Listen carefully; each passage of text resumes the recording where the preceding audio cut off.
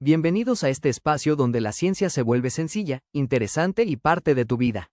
El día de hoy revisaremos la historia de un triunfo robado, la historia de un Nobel perdido más no olvidado. Una mujer que aún sin premio pasó a la historia, Lise Meitner. Nació en Viena en 1878, cuando aún era parte del Imperio Austrohúngaro, bajo el nombre de Elis, siendo la tercera de 8 hijos de una familia judía acomodada. En 1867, el Kaiser Francisco José de Austria otorgó igualdad cívica a los judíos, hecho que permitió que su padre ejerciera como abogado, siendo un pensador libre e inculcando esto en sus hijos, los cuales todos se desarrollaron profesionalmente en la academia. Sin embargo, Lise enfrentó los retos de una época que no aceptaba mujeres en muchos de los ámbitos que hoy damos por sentados.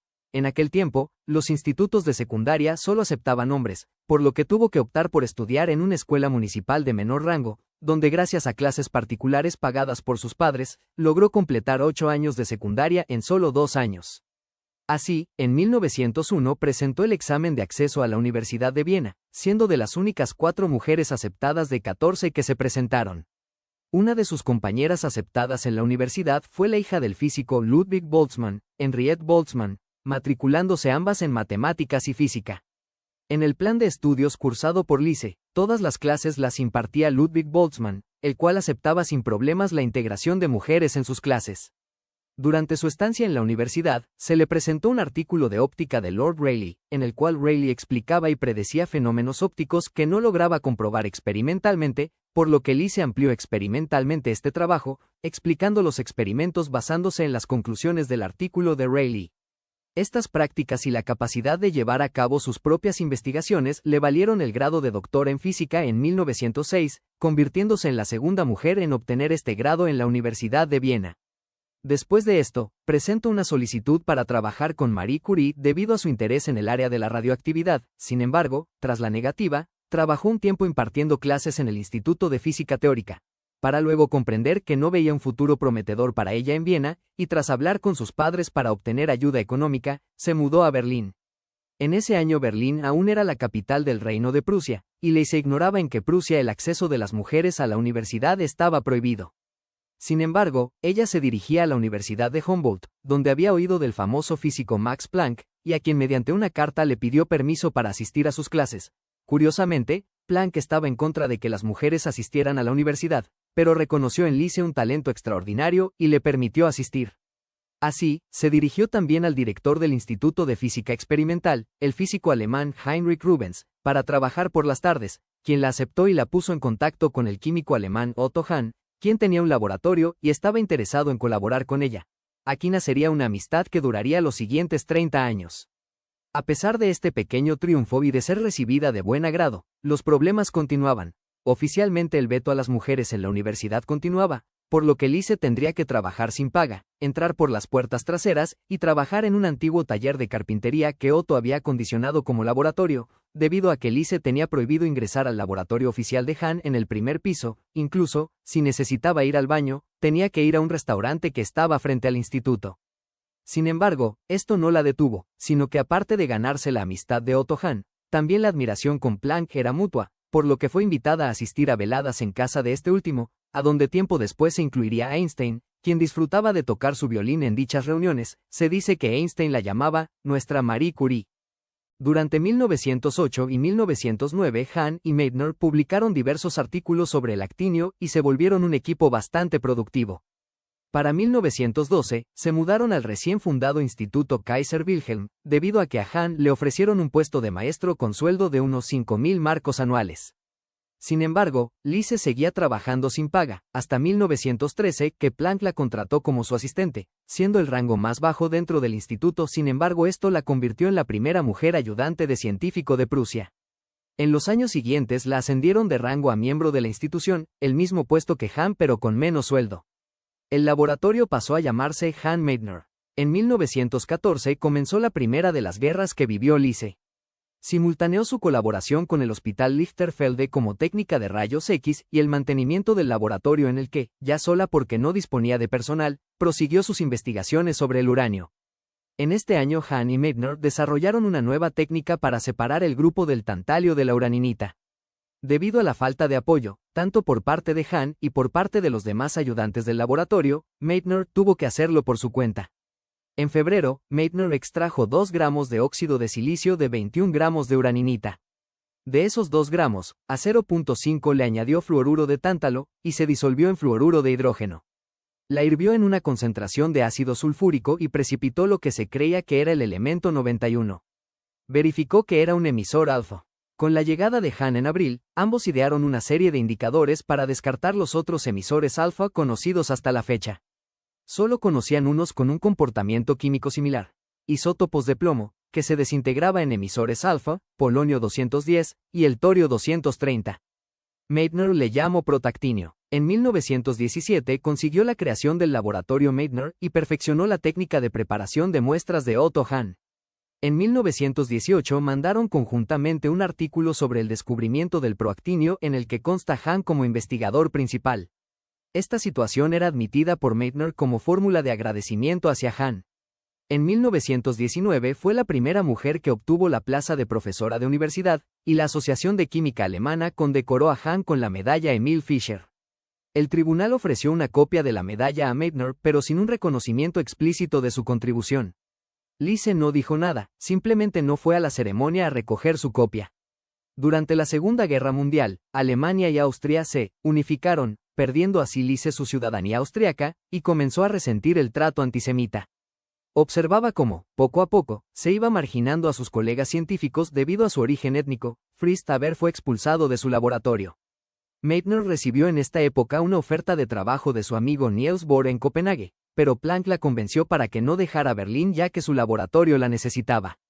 Cuando decidió aceptar la invitación de Bohr para ir a Copenhague, le dijeron que Dinamarca ya no reconocía su pasaporte austriaco como válido.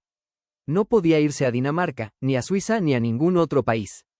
Bohr llegó a Berlín en junio muy preocupado.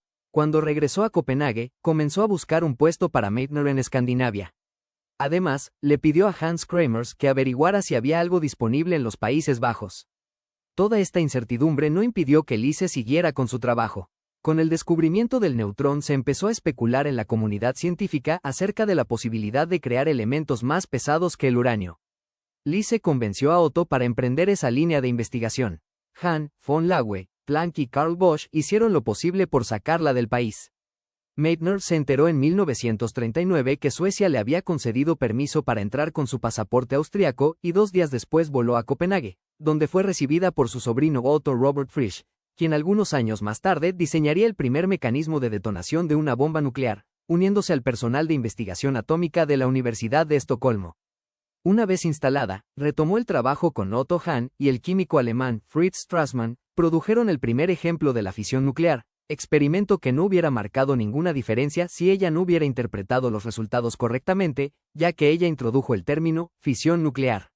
Meitner fue la que les dijo a Hahn y Strassmann que debían hacer pruebas más en detalle del radio, y fue ella la que le dijo a Hahn que era posible que el núcleo de uranio se dividiera en núcleos más ligeros al capturar un neutrón, liberando enormes cantidades de energía, radiación y más neutrones. Sin estas contribuciones de Meitner, no habría sido posible para Hahn descubrir que el núcleo de uranio se puede dividir por la mitad. También fue la propia Meitner quien sugirió la posibilidad de la reacción en cadena atómica, donde los neutrones liberados impactan otros núcleos, generando una reacción continua que produce energía masiva, la cual sentaba las bases para el posterior desarrollo de la bomba nuclear. De hecho, Meitner fue una de las pocas mujeres invitadas a participar Proyecto Manhattan, oferta que declinó oponiéndose al desarrollo y empleo de armas nucleares. Ningún otro científico rehusó la oferta. A pesar de esto, Hahn publicó un artículo en la revista Nature en 1934, omitiendo el nombre de Lise como coautora, alegando que el régimen nazi no le habría dejado incluir una autora judía. En 1944, le es otorgado el Premio Nobel de Química a Otto Hahn. En 1945 los aliados entraron en Berlín. En 1947 Otto Hahn recogió el Nobel y no mencionó en absoluto los 30 años de colaboración que pasó junto a Lise. Este fue un duro golpe para Lise, y distanció a los dos científicos para siempre. A pesar de esto, Lise recibió distintos honores durante su vida. Fue nominada 49 veces para premios Nobel en física y química, donde sus nominadores incluían a Arthur Compton, Dirk Koster, Casimir Fajans, James Franck, Otto Hahn, Oscar Klein, Niels Bohr, Max Planck y Max Born. En 1946 Meitner viajó a Estados Unidos a ver su familia y fue recibida con todos los honores, siendo nombrada la Mujer del Año. La consideró la madre de la bomba atómica, título que nunca fue de su agrado, llegando a lamentar que la bomba atómica tuviera que ser inventada. En alguna de su correspondencia hacia Hahn, que éste nunca alcanzó a leer, se puede apreciar lo siguiente. Todos ustedes trabajaron para la Alemania nazi, y ni siquiera intentaste la resistencia pasiva. De acuerdo, para absolver tu conciencia, ayudaste a alguna persona oprimida, aquí y allá. Pero millones de seres humanos inocentes fueron asesinados y no hubo protesta. Aquí, en la Suecia neutral, mucho antes del final de la guerra, hubo una discusión sobre lo que debería hacerse con los académicos alemanes una vez que termine la guerra. Entonces, ¿qué deben estar pensando los ingleses y los estadounidenses? Yo, y muchos otros, somos de la opinión de que el único camino para usted sería hacer una declaración abierta de que es consciente de que a través de su pasividad comparte la responsabilidad de lo que ha sucedido y que tiene la necesidad de trabajar por lo que se puede hacer.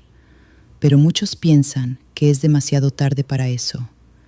Esta gente dice que primero traicionaste a tus amigos, luego a tus hombres y a tus hijos, al permitirles arriesgar sus vidas en una guerra criminal, y finalmente que traicionaste a la propia Alemania, porque cuando la guerra ya era bastante desesperada, nunca hablaste contra la destrucción sin sentido de Alemania. Eso suena despiadado.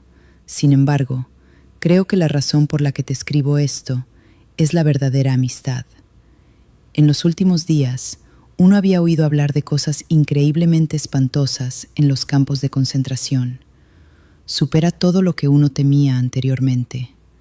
Cuando escuché en la radio inglesa un informe muy detallado de los ingleses y estadounidenses sobre Belsen y Buchenwald, comencé a llorar en voz alta y me quedé despierta toda la noche. Y si hubieras visto a esa gente que fue traída aquí desde los campamentos, uno debería tomar a un hombre como Heisenberg y millones como él y obligarlos a mirar estos campos y las personas mártires. En el año 1949 se naturalizaría como ciudadana sueca. En 1966 Hahn, Meitner y Strassmann recibieron el famoso premio Enrico Fermi.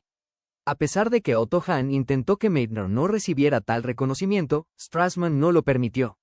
En su honor también se llamó meitnerio al elemento químico 109. Meitner se jubiló en 1960 y se trasladó a vivir al Reino Unido, donde vivían la mayoría de su familia. Fallecería años después en Cambridge, un 27 de octubre de 1968, a sus casi 90 años. La inscripción de su lápida reza, Lise Meitner, una física que nunca perdió su humanidad. Gracias por ver mi video. Si te gustó, por favor suscríbete, dale like y compártelo con tus amigos. Nos vemos en el próximo video.